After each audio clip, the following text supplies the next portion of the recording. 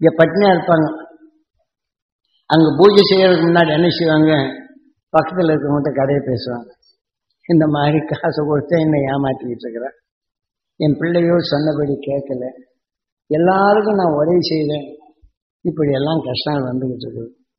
இது பிரதோஷம் நீக்கிறதுக்கு பதில் இந்த கோயிலில் நீங்க பார்க்கலாம், அன்னைக்கு பிரதோஷம் அன்னைக்கு என்னென்ன முகம் வாடி கொடுத்ததெல்லாம் எதை வச்சு பிறருடைய தோஷத்தை வளர்த்துக்கிறாங்களே தவிர தோஷத்தை போக்குறாங்களா.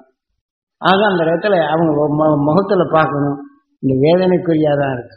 ஏன்னா அந்த ஈஸ்வரன்கிட்ட சொல்லணும், நந்தீஸ்வரன்கிட்ட இத்தனையும் சொல்லுவாங்க. அந்த பூஜை முடிஞ்சது, அதை எடுத்து பிரசாதத்தை கொடுத்து காதல போய் சொன்னா நேரம் ஈஸ்வரனுக்கு சொல்லணும்னு நம்மளை இப்படி தப்பான வழியை தான் அழைத்து கொண்டு போயிருக்கிறாங்க. நம்ம என்ன செய்யணுங்க அப்படின்னு சொன்னா, காலையில 4 மணிக்கு அந்த துருவ நட்சத்திரத்தின் பேரருளும் பேரொழியும் பெற்று என் உடல் முழுதும் படர்ந்து என் உடல் உள்ள ஜீவான்மா ஜீவாணுக்கள் அனைத்தும் பெறணும். நான் யாரெல்லாம் பார்த்தனோ அவங்க குடும்பம்லாம் நல்லா இருக்கணும், எனக்கு வரவு கொடுக்காதவங்களுக்கெல்லாம் அவங்களுக்கு நல்ல வருமானம் வரணும், எனக்கு கொடுக்கணும் அந்த எண்ணம் வரணும் அப்படின்னு சொல்லி அவங்க மேல இருக்கக்கூடிய கெட்ட எண்ணம் இருக்குது, அதை நாம சாப்பிடாம இருக்கிறது. இது விரதம்ங்கிறது. நமக்குள்ள அந்த வாழ்க்கையில ஒருத்தர் மேல வெறுப்பு, ஒருத்தர் மேல கோபம், ஒருத்தர் மேல வேதனை, இதையெல்லாம் நாம நுகராம இருக்கிறது தான் இதே விரதம். இந்த விஷயம் பட்னியா போட்டுருவாங்க. இங்க சோர்வடைய நேராக நேராக நம்மளுக்கு யாரார் தொந்தரவு கொடுத்தாங்களோ அவங்க எண்ணமெல்லாம் நிச்சயம் வரும். பாருங்க, இந்த பிரதோஷம் நீங்க முகத்துல பாருங்க எப்படி இருக்கான்னு, சந்தோஷமா இருக்குதான்னு பார்க்கலாம். கோயிலுக்கு தான் போனாங்க, அந்த சந்தோஷம் எதா இருக்கா, அது இருக்கிறது. ஆகவே அந்த துருவ நட்சத்திரத்தின் பேரருளும் பேரொழியும் பெறணும். காலையில 4 மணிக்கு சூரிய உதயத்திலிருந்து அவருக்கு முன்னால் இதை எடுத்து சொல்லிட்டே இருக்கணும். இப்ப என் பையன் சொன்னபடி கேட்கல, அந்த துருவ நட்சத்திரத்தின் பேரருளும் பேரொழியும் பெறணும், அறியாத இருள் நீங்கணும், பொருளறிந்து செயல்படும் தன்மை பெறணும், அன்னை தந்தையை மதிக்கணும், குடும்பத்தை பற்றுடன் வாழக்கூடிய அந்த உணர்வு பெறணும் அப்படின்னு சொல்லி அவன் மேல வெறுப்பான இந்த தோஷத்தை மாற்றணும். ஏன்னா வேலை செய்யலாம் அவன் மேல வெறுப்பறை. இப்ப நாம ஒருத்தர் பக்கத்து வீட்டுக்காரர் திட்டிக்கிட்டே இருக்கிறாங்க, நாம கேட்டுருவோம், எப்ப பார்த்தாலும் இவங்களுக்கு இதே பேச்சு, காலை எந்திரிச்சு அவங்க மொழிப்புல இருந்து இந்த தோஷத்தை தான் நான் வளர்த்துக்கிறோமே தவிர இதுல இருந்து நாம் விடுபடுறமான இல்லை. நாம் நுகர்றது உணர்த்துது, உணர்வு நெறி உருவாக்குது, அதன் வழி நம்மை வாழ்க்கை நடத்து, அதுவே நம்மை வாழ்க்கையா மாற்றும். இதுல இருந்து நாம் மாறுவதற்கு மனிதன் ஆக மற்ற உயிரினங்கள் ஒன்றை பார்க்குது, அதன் வலியை பார்க்குது, அதே நினைவாகுது, மடியுது, அது உடலுக்குள் பரிணாம வளர்ச்சி அடையுது. இப்ப வெறுப்பின் தன்மை நாம் உடலுக்குள் ஆக போகும்போது இந்த மனிதன் இறந்த பின் இப்படி பாய் செய்தாங்க எண்ணி, ஆனால் இந்த வேதனை அவன் உடலை எடுத்து இந்த வேதனை ஆகி உடலை விட்டு சென்ற பின் அவர்களுக்குள் இந்த படிப்புக்கு உணர்வோடு போயிடும். சாபத்தின் உணர்வு அங்கே வருகிறது, இந்த குடும்பத்தின் நாசியாகுது, இந்த உடலின் நாசமாகுது. இந்த உடல் நம் வீட்டில் குடும்பத்தில் உள்ளவருக்கு கேட்ட பின் இந்த குடும்பத்தில் உள்ளவரும் அந்த அவசியம்தான் படுகின்றது. எழ முடியுதா? இல்லையே. நல்ல யோசனை பண்ணி பாருங்க. அப்ப அந்த பிரதோஷ அன்னைக்கு நாம் எப்படி இருக்கணும், அந்த உணர்வின் சக்தியை நாம் பெறணும். எந்த துருவ நட்சத்திரத்தின் உணர்வை நாம் பெற்று நாம பையன் நல்லா இருக்கணும், அவன் சிந்திக்கணும், குடும்பத்துக்கு ஒத்தவனா வரணும், படிப்புல கெட்டியாரனா வரணும் அப்படின்னு நாம எண்ணணும். அப்ப என்ன செய்யணும், நந்தீஸ்வரன் நாம் சுவாசித்த உணர்வுகள் நமக்குள் உருவாகும். ஆக இது என்ன செய்து உடலை போய் சிவமாகுது. அப்ப நல்ல உணர்வை நமக்கு கூட்டும். இப்படிதான் தத்துவம் கூறினதை தவிர இவருக்கு கூடிய மாதிரி நந்தீஸ்வரன் காதலை சொல்லி ஈஸ்வரன்கிட்ட போய் சொல்லி எனக்கு இந்த மாதிரி செய்யுன்னு சொல்றது நம்மை அறியாம நிலையை தான் உருவாக்கினாங்க. வேற அறிந்துணர்ந்து செயல்படும் அந்த ஞானிகள் கூட்டிய உருவ நிலையை அருவ நிலைகள் எப்படி இயக்குவது என்ற உண்மையை நம்மை அறியாமலே பாழாக்கி விட்டார். ஆனால் இனியாவது நீங்க தெரிந்து நடங்க. இந்த விஞ்ஞான உலகில் எவ்வளவு தேடி செல்வம் என்றாலும், பெரிய தத்துவ ஞானியா இருந்தாலும், உலகை நான் காத்திடுவேன் என்றாலும், என் ஆசீர்வாதம் கொடுத்து எல்லாம் நடக்க நல்லா இருப்பேன் நான் சொன்னாலும், என்னை போன்றோர் சொன்னாலும், ஒரு அசந்து இன்னைக்கு குண்டுகளை போட்டான்னா விஷத்தன்மை பரவி நியூட்ரான் என்ற நிலையை இங்கே பரவப்போகும்போது அந்த விஷம் நம்ம உடலுக்குள் ஊடுருவி நாம் சிந்தனை இல்லாம மடிய இந்த உணர்வின் தன்மை விஷமா மாற இந்த உடலை விட்டு உயிர் போக நாம பாம்பாக தேளாக பறக்க செய்யும் விஞ்ஞான அறிவு அந்த அளவு. ஒரு மனித கருவுக்குள் இருக்கும் உணர்வை விஞ்ஞான அறிவார் இப்ப நாம அது ஸ்கேன் வச்சு பார்க்கிறாங்க. குழந்தை கருவிலேயே தலை சிறுசா இருக்குது அப்படின்னு கருவில் இருக்கக்கூடிய குழந்தையே அது ஏதோ வந்து ரேசர் இயக்கம் கொண்டு அந்த மண்டைக்குள்ள இருக்கக்கூடிய அந்த மூளையை மாற்றி வைக்கிறாங்க. இது ஆப்ரேஷன் பண்ணி அது கொண்டாந்து இப்ப பட்சாந்தரமா பார்க்குறேன். இது செயல்படுத்துகிறான் விஞ்ஞானி. இந்த உலகத்தில் இருக்கும்போது நாம் எதை பெற வேண்டும் என்று வேணுமல்ல. ஆக இந்த அருள் என்ற உணர்வின் தன்மையை நாம் எடுத்துக்கொண்ட உணர்வின் தன்மையை அந்த துருவ நட்சத்திரத்தின் பேரருளும் பேரொழியும் பெற வேண்டும் என்றும் அவன் சிந்தித்து செயல்படும் தன்மை பெற வேண்டும் என்றும் அவன் உணர்வு வெறுப்பான உணர்வை நாம் நீக்கிறோம். ஆக இந்த உணர்வின் தன்மை நமக்கு ஓம் நமச்சிவாய ஆக இந்த பிரணவத்தின் உணர்வின் தன்மையை நமக்குள் எப்படி உருவாக்குதல் வேண்டும் என்பதுதான் அந்த காலில் நாம் எடுத்து அந்த எல்லாவற்றையும் நம்ம சண்டை போட்டவங்க, பக்கத்து வீட்டில் இருக்கிறவங்க, நாம் வேடிக்கை பார்த்துருப்போங்க, நாம் போயிருப்போம். சில நேரங்களில் காக்கா வலிப்பு வந்து யாரும் அது வலிப்பால் சுண்டிக்கிட்டு இருக்கும். அதை பாவமே இப்படி இருந்தால் அந்த உணர்வு நகர்ந்திருக்கும், இந்த அணுக்கள் பெருக்கி இருக்கும். அதே சமயத்தில் அடிக்கடி நாம் இந்த மாதிரி நினைவு வந்தால் இல்லை பக்கத்து வீட்டிலோ அது அறியாமல் இருக்கிறோம், அடிக்கடி காக்கா வலிப்பு வருது, அதை பார்த்து நகர்ந்தால் அந்த உணர்வின் தன்மை கருவாக்கிடுது, இவங்க உடலையும் நேரமாகுது. அதனால் அப்படி இது பெருக்கிவிட்டால் இந்த வயசானவர் சில பேர் காக்கா வலிப்பு வரும். இந்த உணர்வின் நுகர்ந்த பேர். ஆனால் கருவிலே இருக்கப்படும் அந்த தாய்மார்கள் பார்த்தால் கருவிலே இருக்கக்கூடிய அந்த நிலை வந்து ஆக நாம் என்ன செய்து பிறருடைய தோஷம் நமக்குள் மாறி அந்த உணர்வின் தன்மை இயக்குகின்றது. அதை மாற்றணுமில்ல. அதை மாற்றுவதற்குத்தான் காலையில் அந்த 4 மணிக்கெல்லாம் வேணாங்க. இதுதான் காலை 4 மணிக்கு இந்த விநாயகர் பார்த்து அந்த துருவ நட்சத்திரத்தின் உணர்வு நமக்குள் எடுத்து பழக்கப்படுத்தி நான் பார்த்தோம் குடும்பமெல்லாம் நல்லா இருக்கணும், என் குடும்பத்தில் எல்லாம் நல்லா இருக்கணும், நான் தொழில் செய்கிற இடங்களை எல்லோரும் அந்த மகிழ்ச்சியாக சக்தி பெறணும், அவங்க குடும்பம் நல்லா இருக்கணும் அப்படின்னு அந்த காலை 4 மணிக்கெல்லாம் அது வினையாக்கி அந்த துருவ நட்சத்திரத்தின் உணர்வு கணங்களுக்கு அதிபதியாக்கி நாம் பழக்கிட்டா அடுத்து இந்த மாதிரி ஏதாவது நம்ம காதில் கேட்டோம் அதை நினைப்படுத்தி அந்த உணர்வின் சக்தி பெற்று நமக்குள் அந்த வினை பிறருடைய தோஷங்கள் நமக்கு போகாது.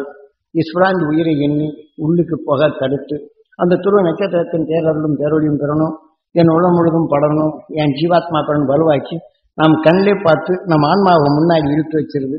ஆனால் உள்ளுக்கு போக தடுத்து இந்த உணர்வின் தன்மை என் உடலுக்கு கூட்டி அந்த காக்கா வலிப்பு வந்தவரை பார்க்கும்போது என்ன செய்யணும், அந்த துருவ நட்சத்திரத்தின் பேரருளும் பேரொழியும் பெறணும், அந்த வலிப்பில் இருந்தவர் மீளணும், அவர் உடல்நலம் பெறணும், இங்கே சமைக்கணும். ஆக அந்த உடலின் தன்மை ஆக்கப்படும் போது இந்த தனித்து நிலைகள் இங்கே வரும். ஒரு விஷத்தின் தன்மை தாம் விஷம் கொண்ட உணவுகள் எத்தனையோ உண்டு, அதை நாம் உணவாக கொண்டு அதனுடைய இயக்கணும். இந்த கர்ணக்கிழங்கு கிழங்குகள் விஷம் உண்டு, அதை சாப்பிட்டால் நம்ம இயக்கி விடுகின்றது அதனுடைய. இப்போ அதை மாற்ற வேண்டும் என்றால் என்ன செய்யணும், இதே போல் அதை வேக வைத்து பல பொருளை எடுத்து சுவையாக மாற்றி சுவையாக சமைக்கணும். ஆக வேதனை என்ற உணர்வை நாம் நுகர்றோம், இந்த வேதனை என்ற உணர்வு நமக்குள் அது வளராது தடுக்க இதை போல அவங்களுக்கு இந்த நிலை ஏற்படணும் அப்படின்னு நினைக்கணும். இப்போ நம்மளுக்கு கடன் கொடுக்கவங்க வரல, அவங்க நினைச்சாலே வேதனை வரும். இந்த வேதனை என்ற விஷயம் வரும்போது நம்ம சிந்திக்கும் தன்மைக்கு நம்ம அறியாமலே வெறுப்புடன் பேசுகிறோம். அந்த வேதனைப்படும் நிலைகள் நம்ம பையன் எதை கேட்டால் நீ வேணை எடுத்து பேசுகிறோம். அந்த வேதனை நிலை வரப்போகும்போது நீங்கள் ஏதாவது திடீர்னு ஒருத்தர் நண்பர் வந்து கேட்டால் இந்த நேரத்தில் நீ வந்துட்டியா அப்படின்னு அவங்க மேலேயும் வெறுப்பு. ஆக இந்த உணர்வு என்ன செய்யுது, எல்லாரிடத்திலும் பகமை ஊட்டும் தன்மை. ஒரு விஷயம் எப்பொருளை பட்டாலும் அப்பொருளை அதன் உணர்வுக்கு மாற்றியும் இதை போன்ற நிலைகளிலிருந்து நாம் மாற வேண்டும் அல்லவா? சற்று யோசனை பண்ணிப்பார். இதெல்லாம் மனிதன் தெளிந்தாக நம்ம எரியாமல் சூட்சம நிலையில் இயக்கும் உணர்வு, நாம் நுகர்ந்த உணர்வு நம் உடலை எப்படி இயக்குகின்றது, அதிலிருந்து எப்படி மீள வேண்டும் என்பதற்குத்தான் காலையில் அதை எடுத்து நம்முடைய பிறருடைய தோஷங்கள் நமக்குள் வருவதை அதை தோஷத்தை நீக்க அதை நாம் எல்லோரும் அந்த நிலை பெற வேண்டும் என்று அந்த 4 காலை 6 மணிக்குள் இந்த உணவை நமக்குள் உணவாக தீமைகளை நுகராது அருளுடைவை நமக்குள் அது உணவாக பிரசாதமாக நாம் எடுத்ததாக வேண்டும். அது எப்படி யாரும் செய்கிறாங்களா இப்போ சொன்னாலும் கேட்க மாட்டாங்க. பிரதோஷனை பார்த்தா அங்கே கூட்டமாக இருக்கு, 4 பேர் சேர்ந்த நாமளும் போய் சேர்ந்து உட்காருமே அப்படிங்கிற எண்ணம் வரும். பிறருடைய பழகிய உணர்வுகள் அந்த உணர்ச்சியின் தன்மை தான் போகும். வாங்க கோயிலுக்கு போயிடலாம் பிரதோஷத்தில், சரி நானும் வரேன் கேட்டுக்கிட்டே இருக்காங்க. அது பிரதோஷம் போய் பழக்கப்பட்டாங்க கூப்பிட்டுன்னு உடனே போயிடுவாங்க. ஆனால் அங்கே போய் என்ன செய்யணும், அந்த துருவ நட்சத்திரத்தின் பேரருள் பெறணும். இந்த கோயிலுக்கு வர்றவங்களாம் நல்லா இருக்கணும், அவங்க குடும்பம்லாம் நல்லா இருக்கும். ஏனென்றால் இது துவைதம், நாம் எண்ணி எடுப்பது அத்வைதம், நுகர்ந்து அறிவது விசிஷ்ட அத்வைதம். ஆக அறிந்தவுடன் நம் உடவுக்குள் சேர்ந்து துவைதம். ஆக கோயிலெல்லாம் எடுக்க வச்சாங்க. அந்த விநாயகர் தத்துவத்தை நாம் எடுத்து அந்த துருவ நட்சத்திரத்தை எடுத்து இது வினையாக்கி அந்த அணுகுலை கணங்களுக்கு கருவியாக்கிவிட்டால் இந்த மாதிரி ஆலயங்களுக்கு செல்லும் போதெல்லாம் நம் உடலில் நல்ல குணங்கள் இருந்தது, அந்த நல்ல குணங்களை காக்கும் வரைப்படுத்தணும். அப்ப விநாயகரை வணங்காமல் கோயிலுக்குள் போனால் பலன் ஏதுமில்லைன்னா எப்படி எண்ணணும்?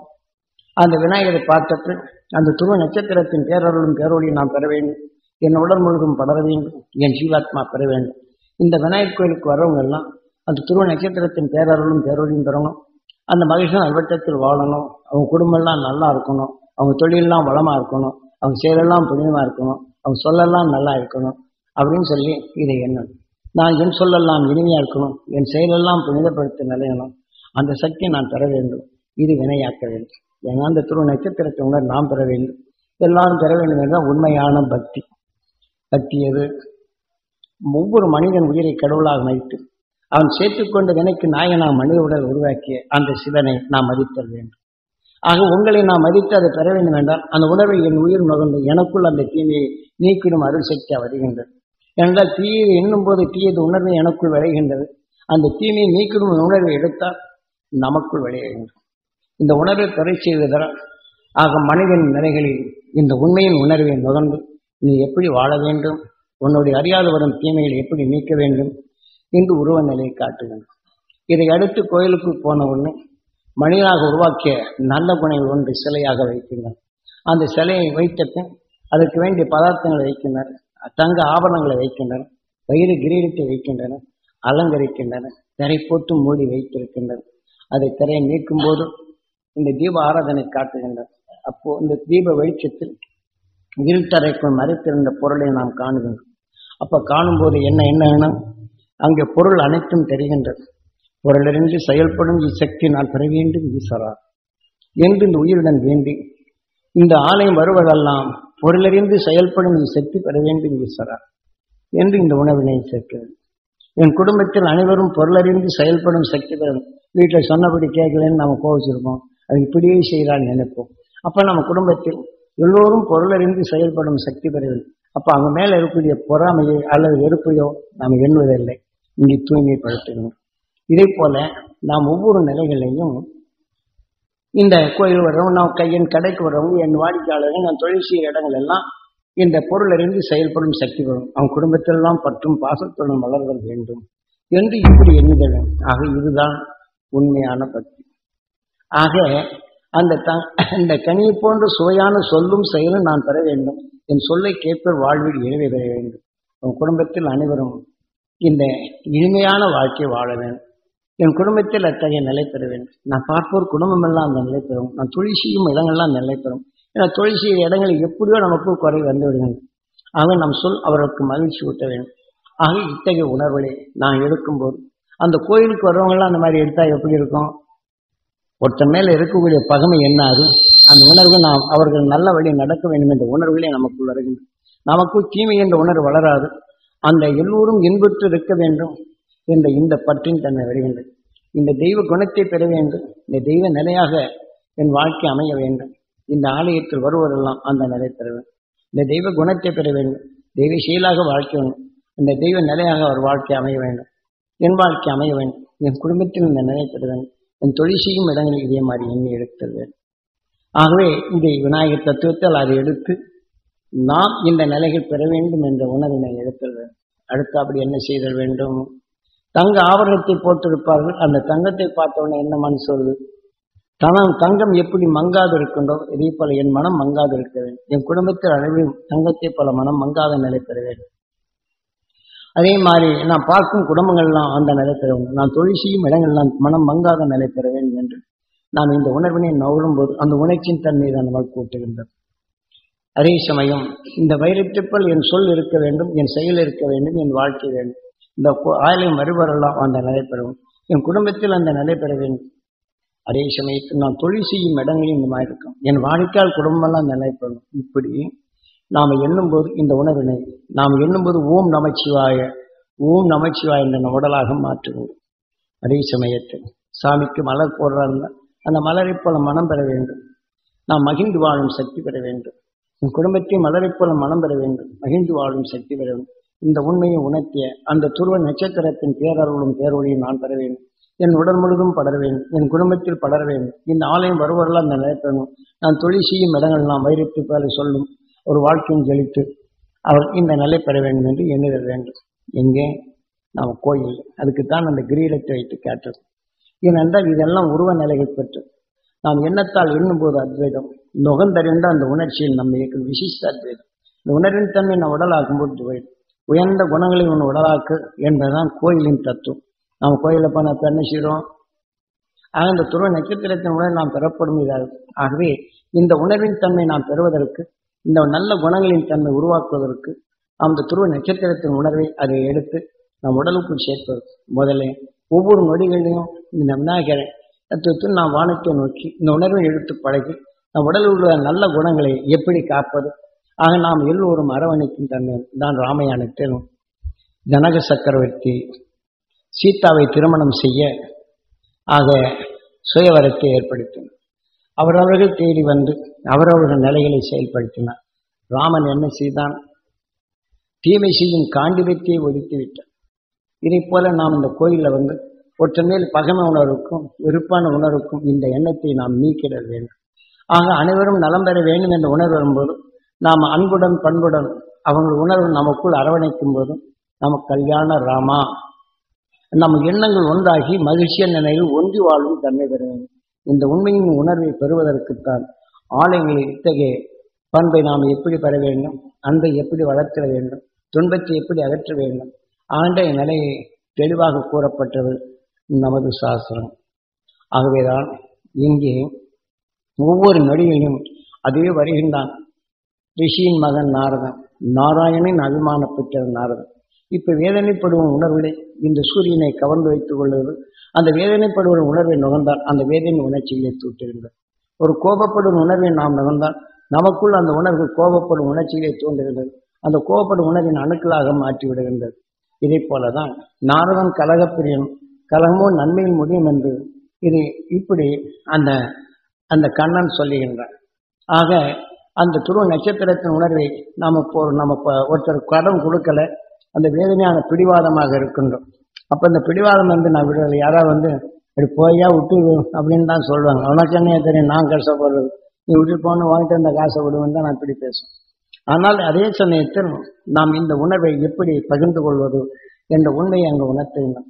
அந்த துருவ நட்சத்திரத்தின் பேரருளும் பேரொழியும் நாம் பெற வேண்டும். ஏனென்றால் எவர் மேல் அந்த வெறுப்பு வருகின்றதோ அந்த வெறுப்பின் தன்னை மாற்ற இந்த தீமைகள் வென்றது துருவ நட்சத்திரமானது. அதனின்று வரும் உணர்வை சூரியன் கவர்கின்றது. அதை நுகர்ந்தால் நாம் எப்படி இவனை உழுதா, இவனை எப்படியும் தொல்லை கொடுத்தால் வாங்கிவிடலாம் என்ற பிடிவாத குணத்திலிருந்து இங்கே மாற்றுகின்றது. அப்ப நாரதன் வருகின்றான் ஈஸ்வரனிடம்.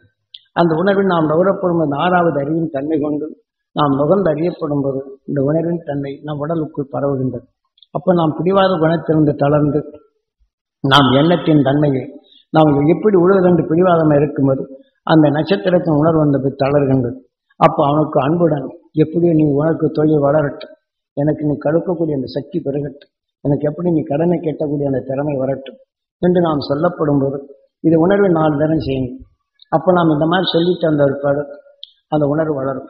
இப்போ கடன் கொடுக்கவில்லை என்றால் நாம் என்ன செய்யணும், இப்படி கொடுக்க மாட்டேங்கிறான், என்னை ஏமாற்றிக்கிட்டு இருக்கான் அப்படின்னு சொல்லி நாம் கோபப்படும் போது வெறுப்படையும் போது அங்கே வியாபாரங்களும் மந்தமாகின்றது. ஆக அவருக்கும் மனம் கெடுகின்றது. அதே வேதனை என்ற உணர்வு வரும்போது நமது தொழிலும் இங்கே கொண்டுகின்றது. வேதனை என்ற உணர்வு நாம் அதிகமாக எடுக்கும்போது நம்ம குடும்பத்தின் பற்றற்ற நிலை வரும், இங்கே வெறுப்பின் தன்மை அடைகின்றது. ஆக இதை போன்ற தீமையிலிருந்து விடுபடுவதற்குத்தான் நமது ஆன்மாவை எப்படி தூய்மைப்படுத்த வேண்டும், அதன் வழியில் நாம் எப்படி வாழ வேண்டும் என்பதுதான் அகசியம் கண்ட உண்மையின் உணர்வினை பின்வந்த ஞானிகள் சாதாரண மக்களும் அந்த துருவ நட்சத்திர உணர்வு வினையாக்கி நமக்குள் வரும் தீமையை அகற்றும் பக்குவ நிலையை இங்கே கொடுத்தார். ஆகவேதான் இதை நாம் ஒவ்வொரு நொடிகளையும் நாம் அந்த துருவ நட்சத்திரத்தின் உணர்வை எடுக்கும்போது நமக்கு ஆவேசமாக வரும் ஒருவரை பழுதிக்கு உணர்வுடைய பேச செய்யும் உணர்வினை அடக்க செய்கின்றது. ஆகவே நமக்குள் மகிழ்ச்சியும் ஊட்டுகின்றது. நமது தீமை என்ற உணர்வை வளராது தடுக்க செய்கின்றது. ஆக அந்த நண்பனை எனக்கு கடன் கொடுத்தேன் கொடுக்கவில்லை என்று வேகமாக பேசும்போது அந்த உணர்வினை அங்கே மாற்றப்படுகின்றது. ஆக இந்த மாற்றும் தன்மை அங்கே வரப்படும் போது அவனால் ஏற்படும் வெறுப்பான உணர்வு நமக்குள் இங்கே வளராது தடுக்கப்படுகின்றது. அதே சமயத்தில் அவனை இந்த நிலை எண்ணும் வாயால் சொல்லி எப்படி நீ வளர்வாய், வளர்ந்துவாய், எனக்கு அந்த கடனை கொடுப்பாய், அந்த சக்தி நீ பெறுவாய், உன் வாழ்க்கை நீ உயர்வாய் என்று நீ சொல்லி பாருங்க. இது அடிக்கடி அவன் உயர வேண்டும் என்று சொல்லி பாருங்க. உங்களுக்கும் இந்த வேதனை வராது, அந்த உணர்வு தன்மை வரும். ஆகவேதான் இப்ப ஆலயங்களில் பக்தி என்பது எது, ஒவ்வொரு உடலின் உயிரை இயக்கியது, உடலை வளர்த்தது, உருவாக்கியது, அதன் வழி வழிநடத்தியது உயிரை கடவுளாகின்றது. ஆகவே பக்தி என்பது ஆண்டவன் வீட்டிற்கு ஆலயத்தில் நாம் வேதனை என்ற நிலையை தூவினால் அந்த விஷயத்தின் தன்மை விடப்படும் போது ஆண்டவன் வீட்டிற்கும் ஆலயத்தை நாம் அசுத்தப்படுத்துகின்றோம். ஆக நல்ல குணங்களின் செயலாக்கங்களை அதை அழித்து தொலைத்து விடுகின்றோம்.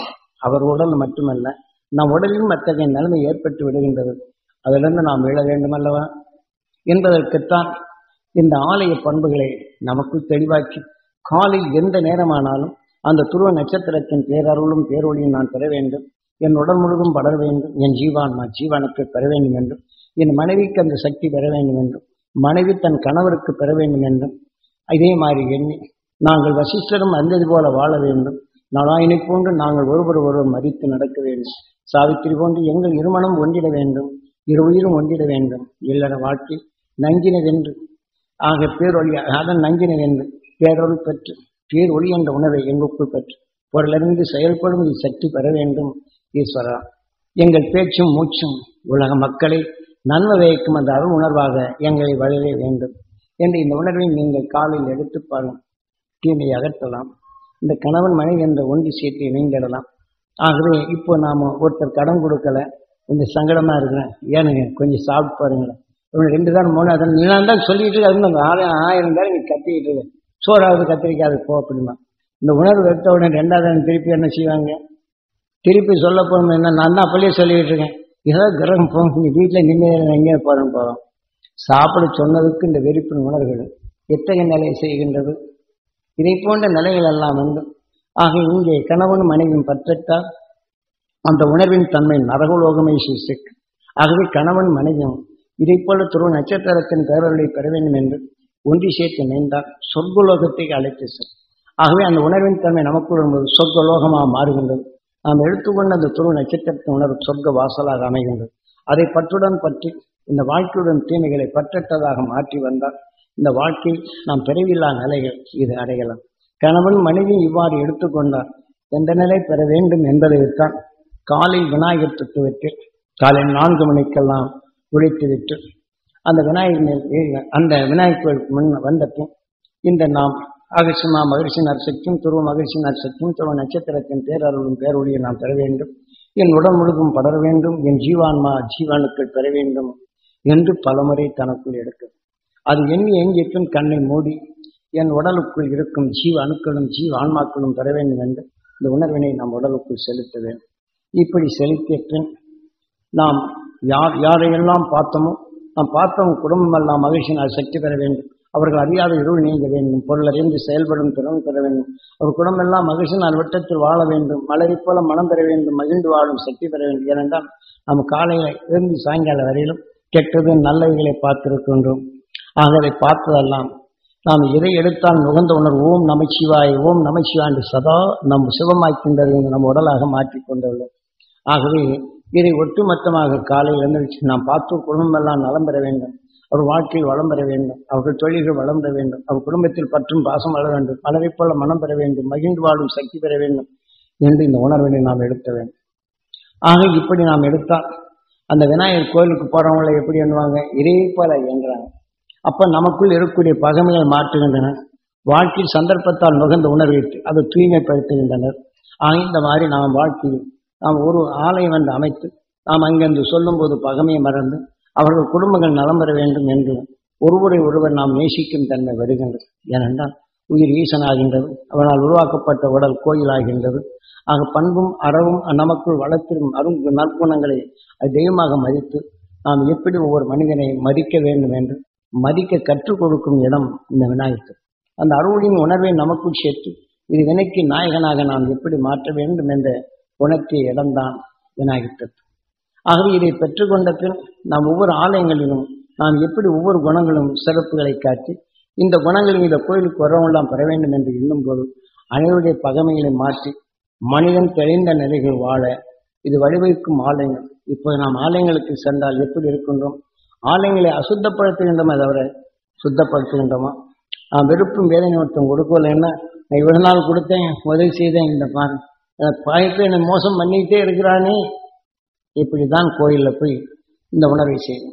அதே உணர்வு நம் உடலுக்குள், நம் உடலான ஆலயத்துக்குள் அசுத்தத்தை படுத்துகின்றமே தவிர நாம் உருவாக்கி உணர்வு ஈசனுக்கு அந்த உணர்வை தான் ஊட்டுகின்றோம். நம் உடலுக்குள் இருக்கும் நல்ல குணங்களுக்கும் இந்த உணர்வை தான் ஊட்டுகின்றோம். இதை போன்ற நிலைகளிலிருந்து நாம் மீள வேண்டுமா வேண்டாமா?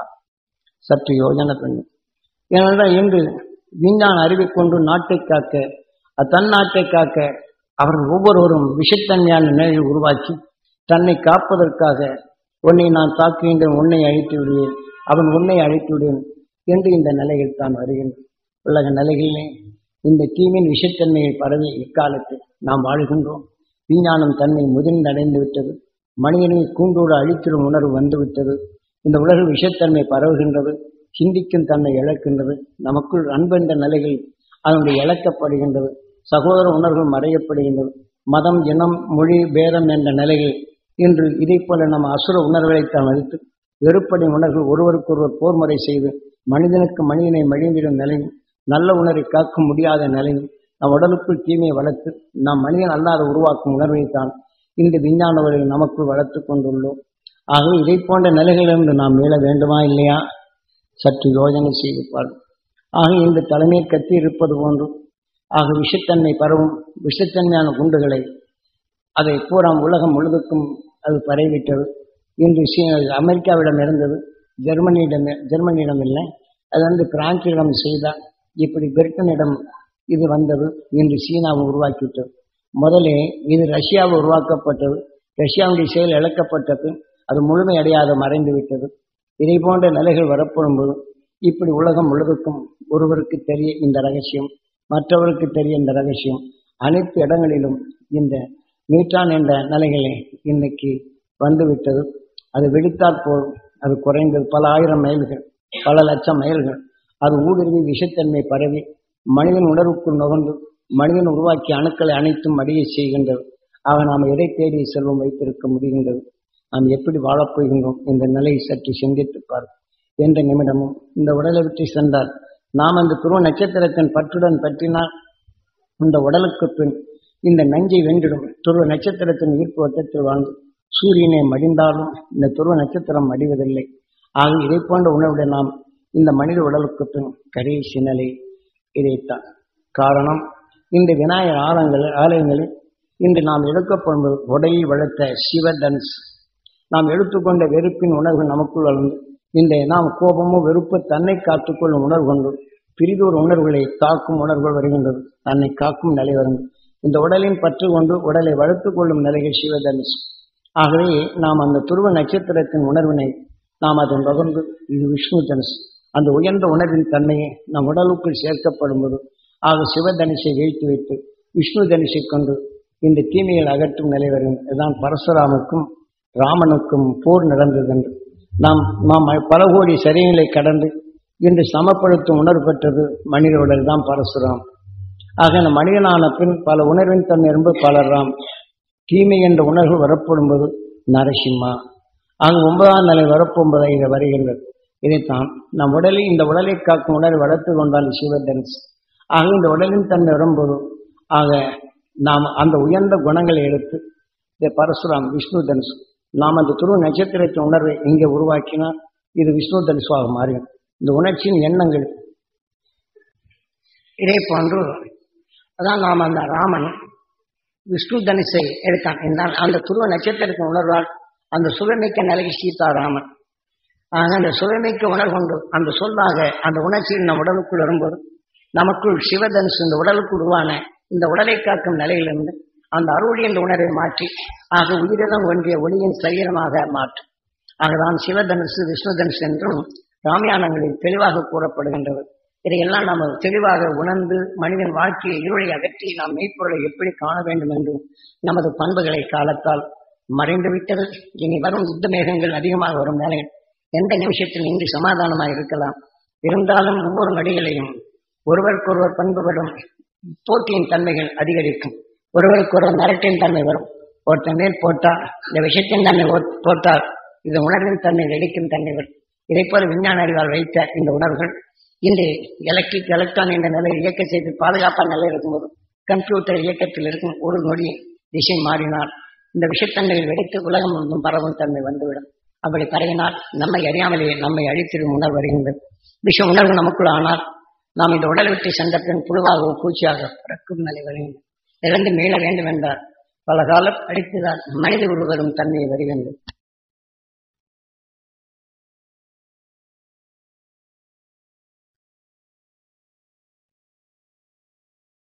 ஆக மனிதனாக இருப்பான், அசுரனாக இருப்போம்.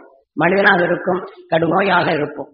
இன்று நரக வேதனைப்படும் கேன்சர், பிபி போன்ற நோய்கள் எல்லாம் இந்த விஷயத்தின் தன்மை கொண்டு வந்ததால் இதை போன்ற நரகள் எல்லாம் நாம் இருந்து மீற இப்போது நாம் துருவ நட்சத்திரத்தின் பேரருளை நாம் தியானித்து நம் அந்த உணர்வின் வலுவை பெற்று நம்முடன் கூட வளர்ந்து உடலை விட்டு பிரிந்து சென்ற நம் மூதாதைகளுடைய உயிரான்மாக்களை சப்தரிஷி மண்டலத்துடன் இணைய செய்யும்போது அந்த உடலில் பெற்ற நஞ்சுகளை அங்கு கரைத்து விடுகிறோம். அந்த உணர்வின் தன்மை நமக்குள் பட்டது, அந்த துருவ நட்சத்திரத்தின் உணர்வை நமக்குள் பெற்றது, நஞ்சு என்ற உணர்வை நமக்குள் கரைத்து விடுகின்றோம். ஆக நமக்குள் பற்றும் பாசத்துடன் நம் மூதாதைகள் வாழ்ந்தாலும் நோயால் புறம்போது பண்புடன் பறிவுடன் கேட்பது இந்த உணர்வு இந்த உடலைத்தான் அது வளர்கின்றது. ஆகவே நமக்குள் அது பற்றுடன் பற்றப்படும் போது அந்த தீய வினைகளை நமக்கும் சுத்தப்படுத்த வேண்டும். ஆகவே நாம் துருவ நட்சத்திரத்தின் உணர்வை எடுத்து நம் மூதாதைகளின் ஆன்மாக்களை அந்த சப்தரிஷி மண்டலத்துடன் இணைக்கப்படும் போது இந்த உடலைப்பட்ட நஞ்சுகள் அங்கு கரைக்கப்படுகின்றது. துருவ நட்சத்திரத்தின் ஈர்ப்போட்டத்தை வளரத் தொடங்கின்றது. அது மற்ற விஷயத்தை ஒழிக்க உணர்வு வெளிப்படையை உணவாக எடுத்து வாழத் தொடங்கியது தான் 6வது அறிவு 7வது நிலை என்பது. ஆகவே இதை போல நம் மூதாதைகளை வெண் செலுத்த வேண்டும். நம்முடன் வாழ்ந்து வளர்ந்து இந்த உடலை விட்டு சென்ற இந்த ஆன்மாக்களை 48 நாளுக்குள் அதை வெண் செலுத்தி விட்டால் உடனடியாக அது செலுத்திவிடலாம். ஆக சில பேர் சில உணர்வின் தன்மை கொண்டால் வெண் செலுத்த முடியாத நிலைகள் இருக்கின்றது. முந்தைய நிலையில் இப்போது உடலை விட்டு இந்த உணர்வின் தன்மை பெற்றோர்கள் இந்த உடலை விட்டு சென்றார்கள். அது பற்றுடன் பற்றிருந்தால் ஞானத்தில் உள்ளவர்கள் இந்த உடலுக்கு பின் அந்த துருவ நட்சத்திரத்தின் ஈர்ப்போட்டத்தை செல்லுகின்றது. இந்த உடலை பெற்ற உணர்வின் தன்மை அங்கே கரைக்கப்படுகின்றது. ஆக பிறவில்லா நிலை என்ற நிலை அடைய செய்யுங்கள். ஆக கணவன் மனைவி என்ற நிலையில் இருப்பினும் இந்த உடலை விட்டு சென்ற பின் கணவன் முந்தி சென்றாலும் பின் இதே உணர்வுடன் இருக்கும்போது மாங்கலித்து அகற்றாதவரை கணவன் நினைவு கொண்டால் இந்த உணர்வின் தன்மை கொண்டு இந்த ஆன்மா அங்கே 2 இணைந்து ஒளியின் உணர்வாக்கி என்றும் தன் உணர்வின் ஒளியாக உருவாக்கி என்றும் பிறவில்லா நிலைகள் அடைய இது உதவும். ஆகவே இதை போன்ற நமது வாழ்க்கையில் இதை நாம் பெறுதல் வேண்டும் என்பதற்குத்தான் நமது குரு காட்சி அறுவடை பூர்ண நலவான என்று இதன் அருகிலே தான் சப்தரிஷி மண்டலங்கள் இயங்கி கொண்டுள்ளது. இப்ப அது உணர்வின் தன்மை நாம் எண்ணும்போது அந்த உணர்வை கவர்ந்து இந்த ஒளி அலைகளை பரப்பும் போது செல்வழி நீங்கள் நுகர்ந்து அந்த உணர்வை பெறும் ஆற்றலின் உணர்வை உங்கள் ஊழ்வேன் என்று வித்தாக்கி அதை நினைவுகொண்டு அதை வளர்க்க உங்கள் எண்ணத்தின் தொடரை கூட்டச் செய்வதற்குத்தான் இதை இப்போது இந்த காலத்தில் இந்த உபதேசிப்பது திட்டியவனை எண்ணினால் அதே எண்ணங்கள் நமக்குள் இயக்குகின்றது. ஆக துருவ நட்சத்திரத்தை உணர்வை உங்களுக்குள் போதிக்கும் போது ஊழ்வேன் என்ற வித்தாகி இதை நினைவுகொண்டு உங்கள் தீமைகளை அகற்றிட உங்கள் எண்ணம் உங்களை காக்கும். எதை நுகர்கின்றனரோ அதன் உணர்வை உங்கள் உயிர் இயக்கி நஞ்சினை நீக்குகின்றது, நல்ல உணர்வை வளர்க்கின்றது, விரைவில்லா நிலையை அடைச்சேன். அந்த நிலை பெற செய்வதற்குத்தான் இப்போது இந்த பூர்ண பௌர்ணமி நாள் இதை நாம் இப்போது தியானித்து இன்று துருவ நட்சத்திரத்தின் உணர்வை நாம் பெற நமக்குள் இருளை அகற்ற நம் மூதாதைகளை அந்த துருவ நட்சத்திரத்தின் ஈர்ப்பதத்தை சேர்க்க இந்த உடலில் உள்ள நஞ்சினை கரைக்க செய்ய பேரொருள் என்ற உணர்வினை பெருகச் செய்ய அவன் பரவில்லா நிலையை அடை செய்ய அவர் உணர்வை நாமும் அவரை நமக்குள் இருந்த தீவிர வினைகளை அகற்றவும் இது நமக்கு உதவும்.